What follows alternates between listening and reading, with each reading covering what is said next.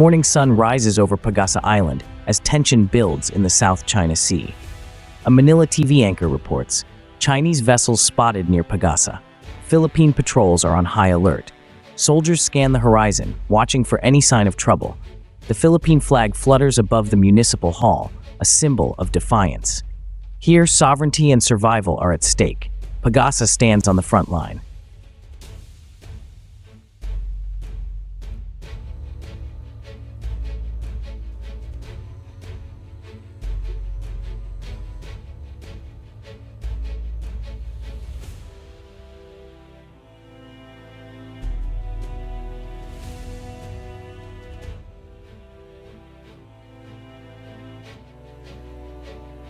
On Pag-asa Island, tension is a way of life.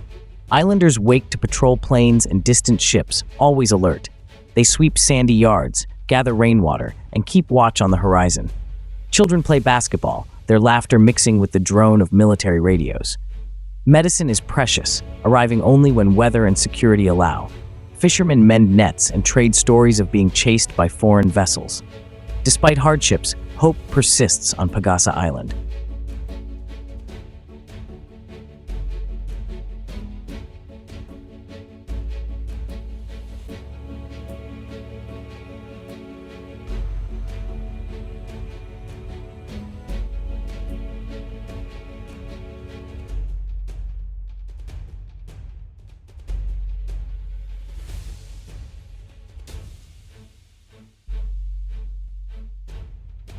The South China Sea is a crossroads, linking the Pacific and Indian Oceans and carrying trillions in goods each year. It's rich in fish, oil, and gas, vital for food and energy. Control here means influence over global trade and stability. Disputes make it a flashpoint, watched by the world.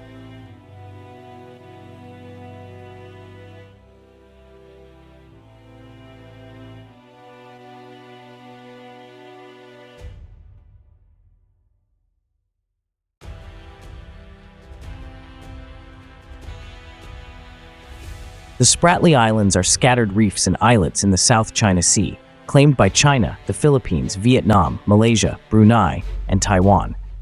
China claims almost the whole sea with its 9-dash line. The Philippines points to international law. Pag-asa sits within its EEZ. Each country has built outposts or stationed troops, raising tensions and making the Spratlys a test of patience and resolve.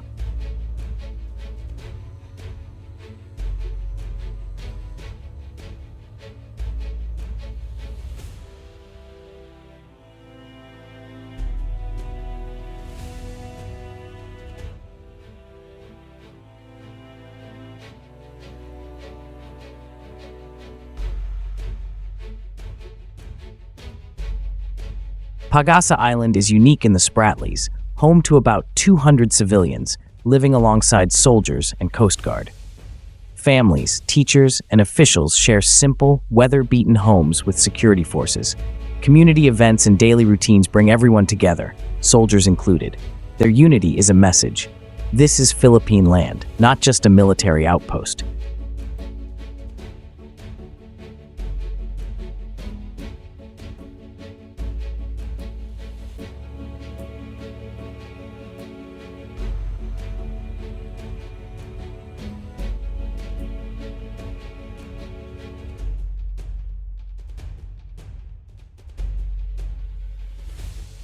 An exclusive economic zone, or EEZ, gives a country special rights up to 200 nautical miles from its coast.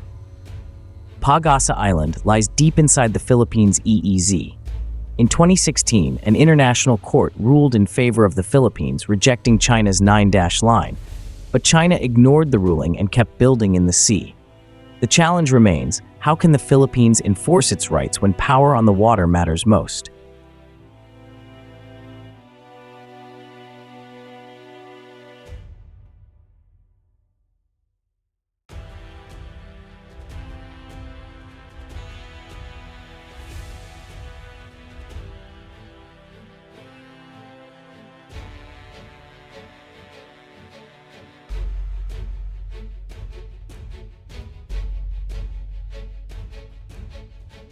While the Philippines holds Pag-asa, China has built its own strongholds.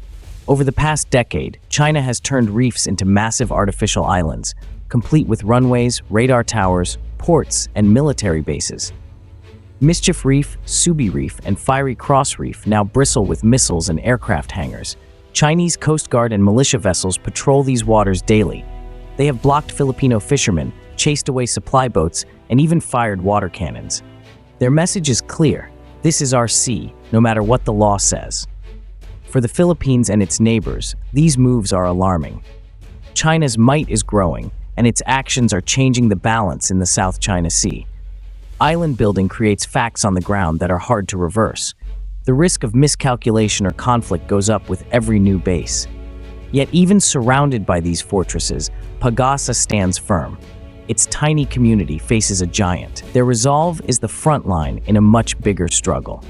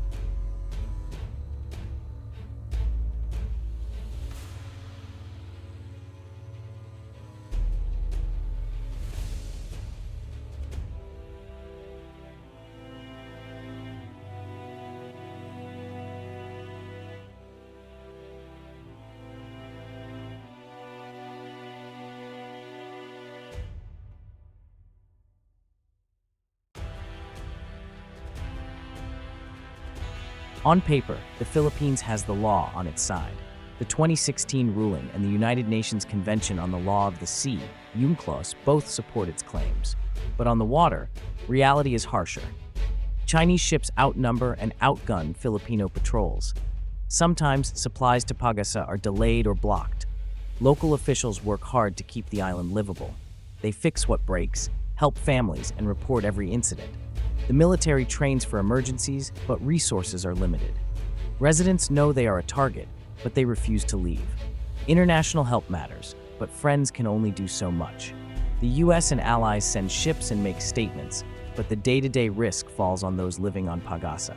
Every small act, raising a flag, teaching a class, planting a tree, is an act of defiance.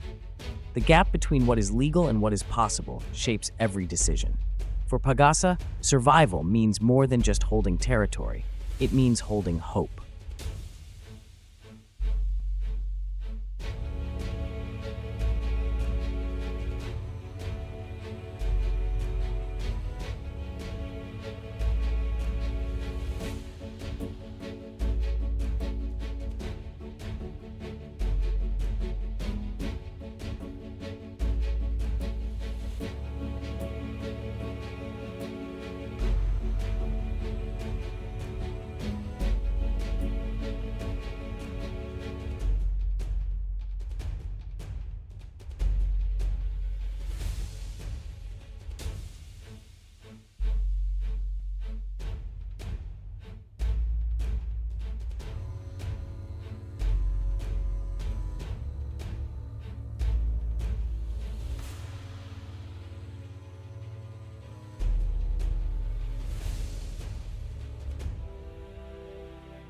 The Philippines does not stand alone.